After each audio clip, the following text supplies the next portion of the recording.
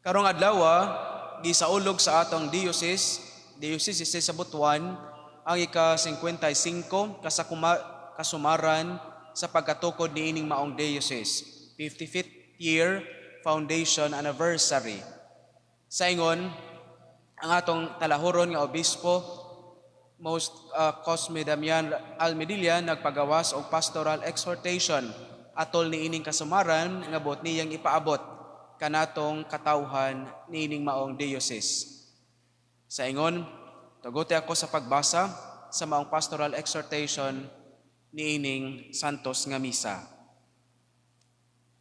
Kini nagkauluhan, masalmutong simbahan nga gitawag sa pagkabalaan aron sa pagsaksi sa Ebanghelyo ni Kristo diha sa Espiritu. Kini mao ang adlaw nga gihimo sa Ginoo, magsadya kita ug magmaya. Kini nga bersikulo nagpadayag sa atong pag-ampo ug pasalamat atol niining atong kasaulugan sa kasumaran sa pagkatukod sa atong minahal nga diocese sa Butuan, ang simbahan nga katawhan sa Dios, mapadayunong gimugna sa Espiritu Santo aron sa pagkinabuhi sa kaiusahan ug misyon sa Santissima Trinidad. Ang lokal nga simbahan sa Butuan makanunayon usab nga nagtinguha sa pagpadala sa kahayag ni Kristo ngadto sa tanan, ang magdanag nga kahayag nga maaninaw diha sa simbahan.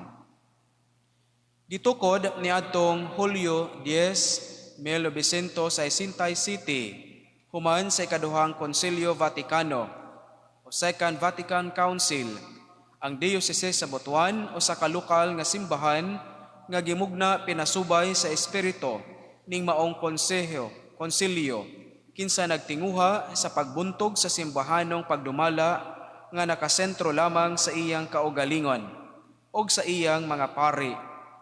Sa pagsugod sa atong diocese uban sa pagdumala ni Arsobispo Carmelo Morelos, kita usa sa pinakauna nga diocese sa tibuok Pilipinas nga nagpatuman sa pagtukod sa mga JKK o gagmayng Kristohanong katilingban, bisan pa man sa hagit sa pagpanghulga o pagsanta. Taliwala sa mga kabaguhan dala sa dagan sa panahon, ang atong diocese nagpabiling tiunay sa pakigduyog panaw, isip timaan sa simbahan nga nagkahiusa, nagsalmot ug nagmisyon. Dinasig sa pasalig sa tibuok simbahan nga Pilipinhon, ang diocese sa Butuan naghupot sa pagsabot nga ang parokya o sa kalagsik nga Eukaristihanon ug masangyawon nga katilingban sa mga katilingban. Ang kinatilawad-an nga nagapukaw sa mga kalihakanon, mga GKK ug uban pang apostolikahanong grupo ug nga sa samang paagi giamo mausab nila. Ang kaambuhan niini nga paglantaw nag-awhag kanato sa paglihok sa daghan pang mga tahas nga gisangon kanato. Pinakauna na niini maong dakong hagit sa pagpabuhi, pagpalagsik ug pagpalig-on sa mga GKK sa tibuok natong dioceses. Usa ka mahinungdanon nga ang paingon niini maong pagpatuman sa nagkadaiyang capacity building programs aron sa pag-awhag o pagpalig-on sa pagsalmot sa atong mga laygo.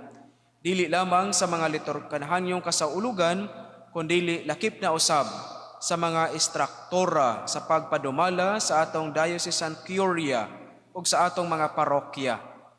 Halangdon nga kabahin ni ining maong capacity building programs mao ang professionalization sa atong mga katikista nga kasamtangang gipatuman dito sa St. Peter College Seminary. Gakamulo usab kita karon sa pagpahamutang sa mga mas klaro ug mas hapsay nga istruktura aron sa pagdumala sa atong panudlanan sa dioceses, aron masiguro ang accountability o transparency sa mga nagkadaiyang stakeholders. Kini nga istruktura labing importante kay kini man ang atong tukuranan aron mas konkreto ug mas epektibo nga mapatuman nato ang spirituality of stewardship.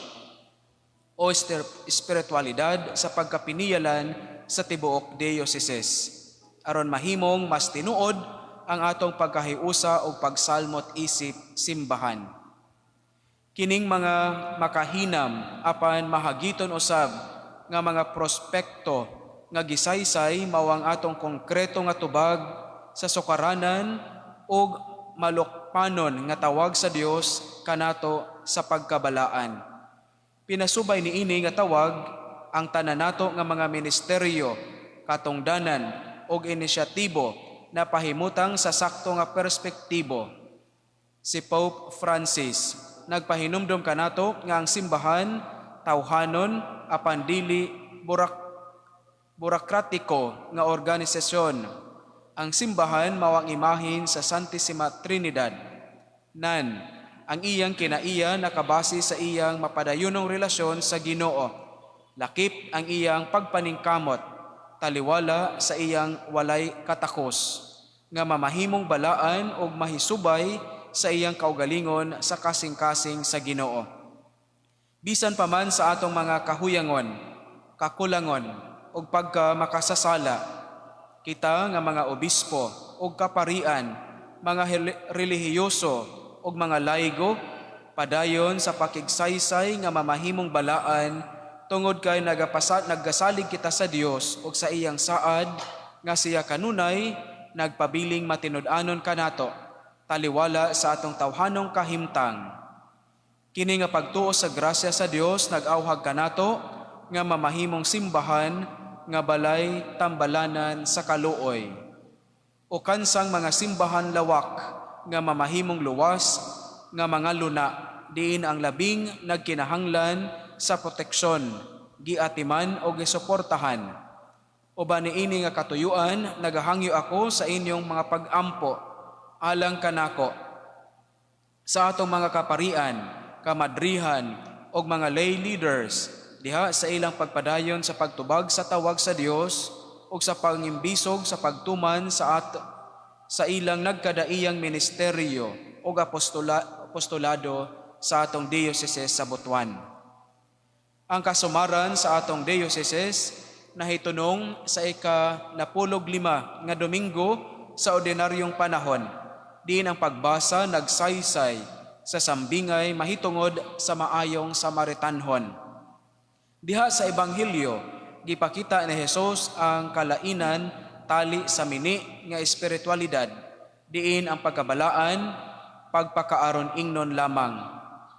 O sa tinuod nga espiritualidad, diin ang pagkabalaan, wala magtanaw o magbase sa lumadnong katilingbanon o ekonomikanhon nga pagkabalaan.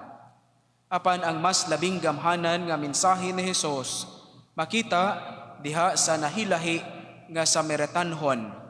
Siya nga wala gidahom nga mahimong bayani sa sambingay, tungod ka iyang kaliwat, gipasanginlan nga nagsimba sa mga Diyos-Diyos. Mauhinuon ang nahimong hulagway sa kaluoy, sa buhi, o matuod nga Diyos. Ang Ebanghelyo, nagpahinumdum kanato, nga bisan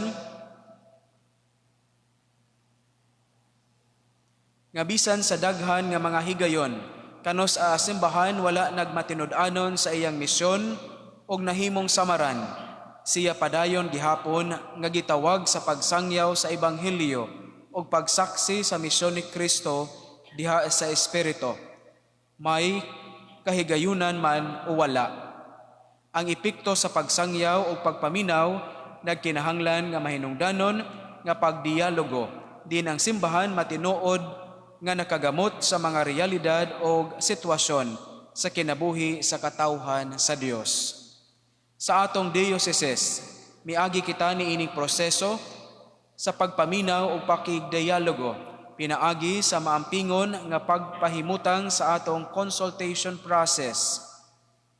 Ngadto sa nagkadaiyang mga sektor o sa tanang mga level sa atong mga parokya, isip atong pagpangandam sa taliabot nga Synod of Synodality o pakigduyog panaw sunod tuig didto sa Vatican City. Ang bunga niining maong proseso sa pakigdialogo mao ang atong hiniusang tinguha og damgo aron mamahimo kitang mas epektibo ang atong panginlabot sa atong konteksto. Ang tinguha sa pagpatunhay o pagpalagsik sa atong mga GKK nagpaila sa atong mapiigong kahidlaw nga nahimong simbahan nga sandurot sa pag-atiman sa usag-usa susama sa maayong Samaritanhon kinsa anaa para sa nasamdan og hinikawan. Ang tinguha nga unahon og hapsayon ang mga programa og palisiya sa dioceses labi na kadtong adunay kalabutan sa ekonomiya og sa tibuok kamugnaan nagpunting sa panginahanglanon sa saktong komunikasyon kung unsaon nato paggamit ang atong limitado nga kabtangan aron ang atong pagsaksi mahimong mas epektibo ug angay hilabi na sa atong pagbulig sa kinabuhi sa atong mga kaigsuonan. Ang atong kahidlaw nga mamahimong malangkubon ug maabi-abihon nga simbahan timaan sa atong hiniusang kaamguhan nga ang misyon ni Kristo diha sa Espiritu naglakip sa tanan aron ang tanan mahiuban ug niwalay usa nga mabiyaan. Pinasubay sa espiritualidad sa maayong Samaritanhon ang tibuok katawhan sa Dios sa butuan nagpaabot sa adlaw kanus-a ang atong pagtuo, paglaom ug paghigugma magbutyag sa kasing-kasing ni Hesus. Ang kinadak-ang saksi sa kaluoy ug gugma sa Dios nga Amahan. Hinaot nga kining kasumaran sa pagtukod sa atong dioceses mag-awhag kanato sa mas lalom nga pagsudong sa atong pagkadisipulo samtang kita padayong magtinguha nga mamahimong masalmotong simbahan nga nahiusa sa tanang pamilya, mga parokya ug sa tanang matuuhon ni Kristo. Hinaot nga ang atong pagkahiusa mahimong buhi sa atong pagmisyon diha sa atong hiniusang pag-aninaw sa usa ka simbahan nga nangilabot, malangkubon ug buhong sa grasya. Pinirmahan ni Most Reverend Cosme Damian R. Almedilla, D.D., Obispo sa Butuan.